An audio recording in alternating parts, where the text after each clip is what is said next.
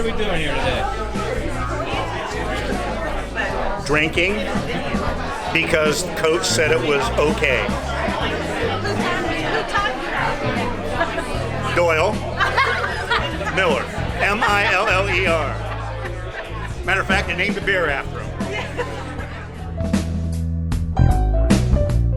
I went by your house today. Yeah. How the hell are you, man? God, it's been a long time coming.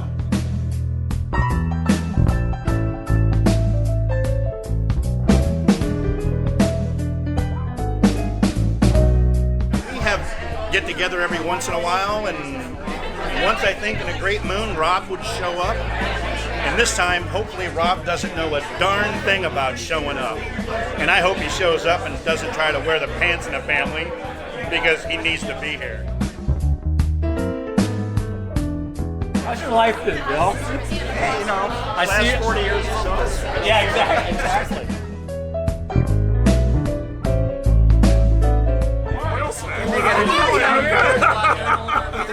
Good to see you, man.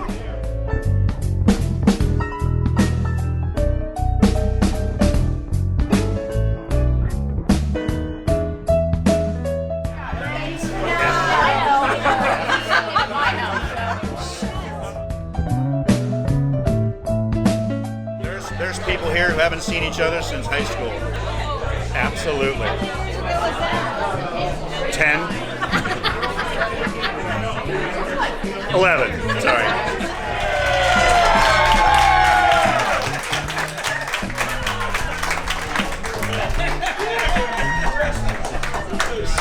Surprise. A few people here. Hey, man. How are you? Unbelievable. What a shock. Yeah. Didn't know a thing, did you? No, I didn't. Hey, down, suck up, man. How are you, Coach? I'm good, man. How are you? Oh, I did. He was an idiot. He was an idiot. I hit him in the block a couple of times. Just like 1,000-yard swim. Good to see you, man. Success. How are you? I'm good. How about you? Good, thanks.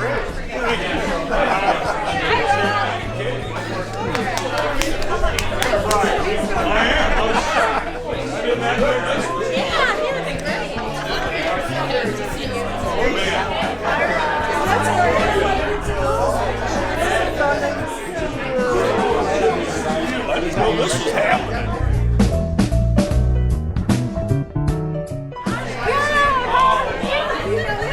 Reverend Hall, how good to see you, man. How are you? I'm good. You're the closest I'm going to get to God in a long time, so. I have absolutely no idea, so.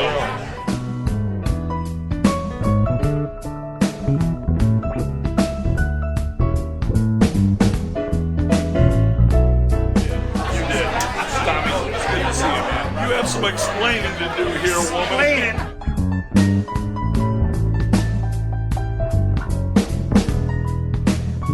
Reading a letter of me getting kicked out of kindergarten in Hartville, but I was really thinking about, man, the only reason I'm here is one guy for the most part, right? I mean, literally.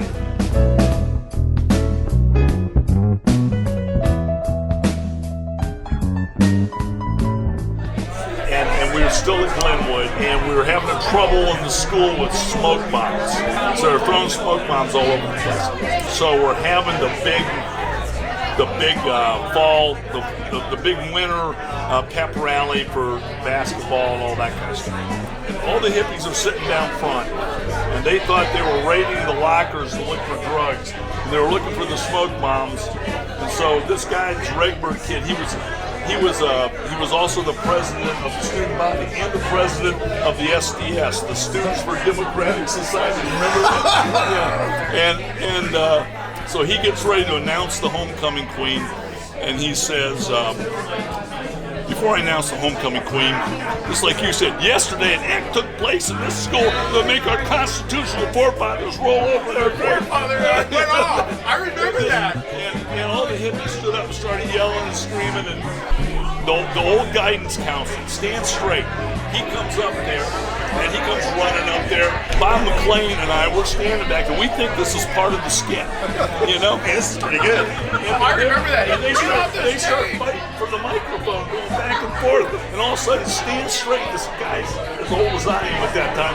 He clacks him. He punches him in front of the whole student body. And we go, whoa, this is real. You know? I remember that so well. Him running up through and grabbing the mic, and it was like, what the hell's going on? I'll never forget that. And Bob McLean, he stands by me and he goes, you know something?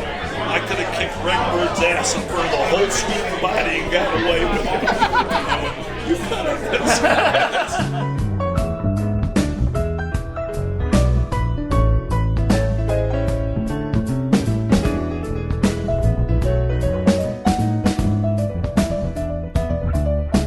We all came from great families. We all knew each other swimming at Berkshire Elms, Congress Lake, at the YMCA's. And Rob was the coach at the Elms. And when Glenwood started a swim team, we all went to Glenwood to swim. We all bonded that way. And our parents taught us well, but when we left the house, we were all destined to try to get away with everything we could. Rob was our drill sergeant. Rob kept us in line, and we were scared to death of him, of getting in trouble with him. And it was his discipline and passion that helped us all turn out the way we did. With respect for each other, with discipline, understanding the law, and we're all bonded. And that's a good reason why this means so much to all of us. After all these years, we're all still together to pull this off for Rob and to congratulate him for a great retirement.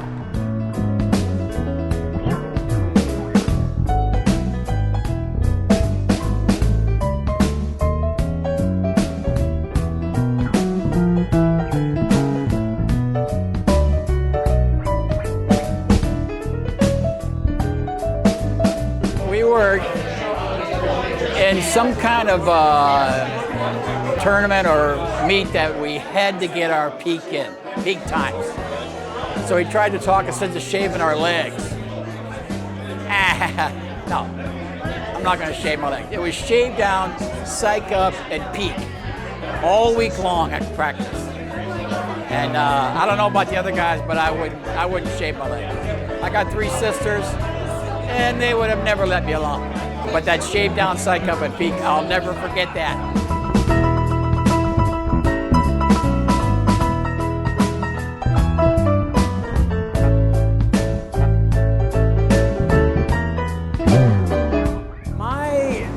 Memories that strike me the most, besides the fact that he was able to bring a level of discipline to many of us that were fairly undisciplined at the time, which followed us throughout our lives and made things, myself in the military and later on, seem easy compared to the 2-a-day workouts.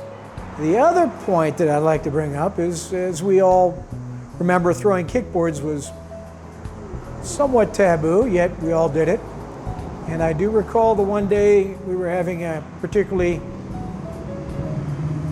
rambunctious kickboard fight, and Coach Snowberger had about enough of that. And one of the ringleaders, I think it might have been Chris McAdam, standing over in the shallow end of the pool at Walsh College, was with his hand raised above him, kickboard ready to fly.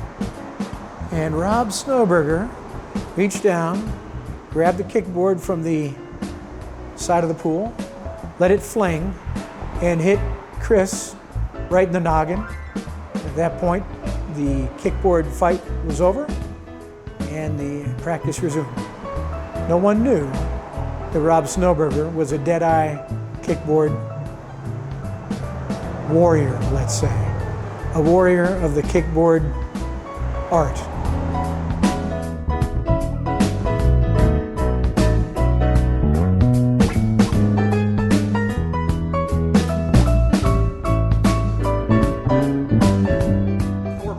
practice over at Walsh College, we'd be hanging around on the steps. Where, we'd all wait to go in and all that junk.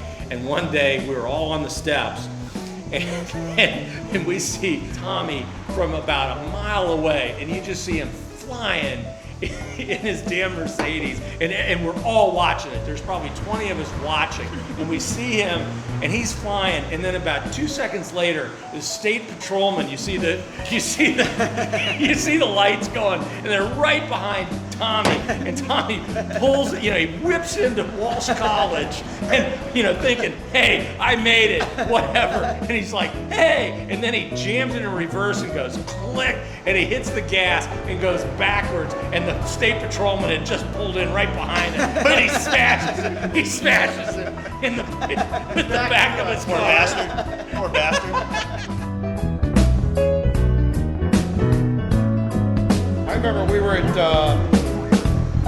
Solander Pool or some place over in Worcester for a big AU meet, and I'm on the block ready to go, and Tommy goes, oh!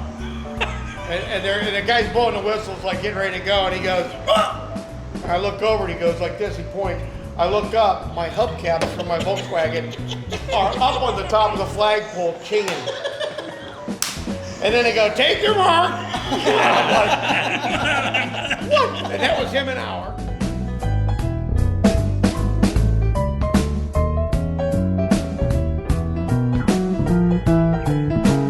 So, Howard literally went on one wheel on a motorcycle past Rob. I remember this story.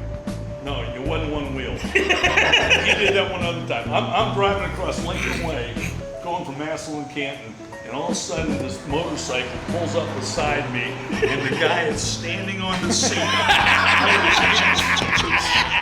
Pulls up beside me, and then he goes.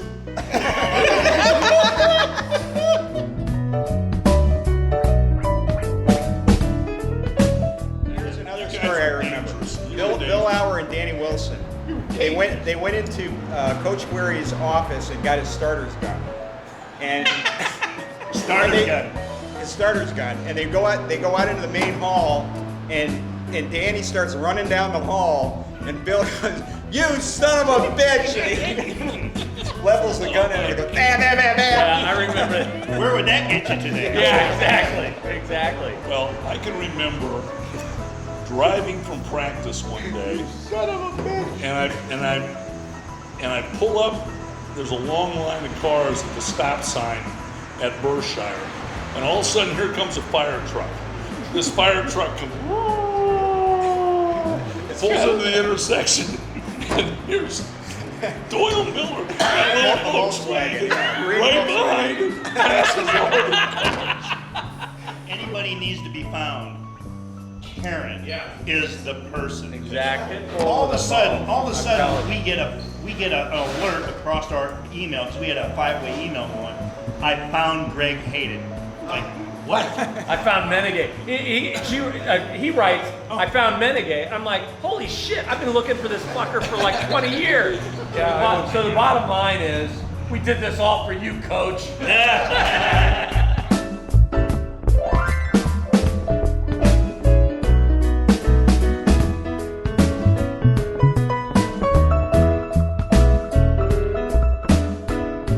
Started at Elms Country Club, and you've had a great career touching so many lives and then teaching kids to appreciate one of the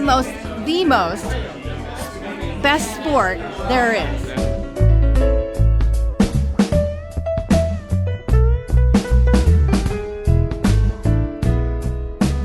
Can't tell you how great it is to get everybody together for you and everything you've done for us.